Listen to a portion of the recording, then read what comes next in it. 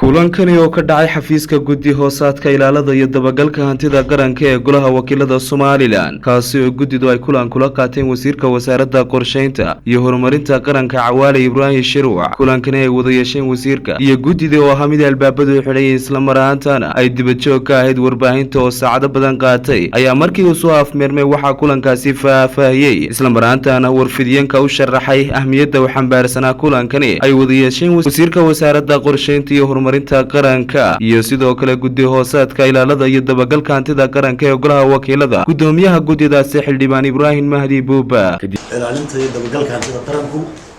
waxa ay u yeedhay oo ay xawaarisi ka qaadaysay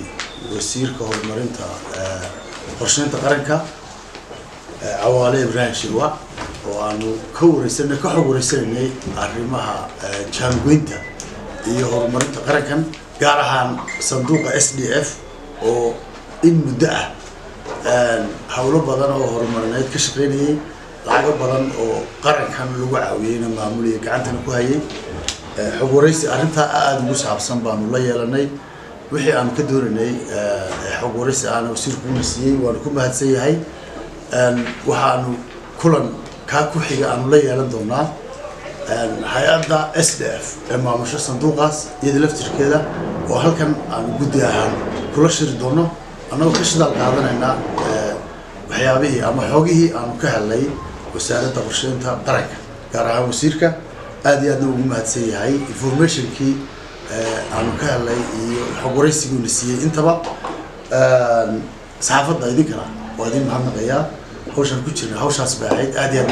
marka laga yimaado hadalka gudoomiyaha guddi hoosaadka ilaalada iyo dabagalka hantida qaranka ee guddidaasi Ibrahim Mahdi Buuba, wasiirka wasaaradda qorsheynta iyo horumarinta qaranka oo isna dhinac fadhiyay gudoomiyaha ayaan isagu wax hadal ka odhanin kulankaasi isaguna uu ka gaabsaday inuu wax faahfaahin uu ka bixiyo kulankan ay wada yeesheen guddida balse aan la garanaynin waxyaabaha keenay inuu wasiirka kulankani ka hadli waayo iyagoona ay xildhibaanada guddidaasi ay sheegeen inaanu wasiirku wax ka bixin karin isla mar ahaantaana aanu wax faahfaahina ka bixinaynin kulankani ay wada yeesheen maanta iyadoona aan la garanaynin waxyaabaha ay isku afkarteen guddida iyo wasiirku balse aanay caddayn. Samaal Cabdi Axmed Karenle, Kalsan TV, Hargeysa.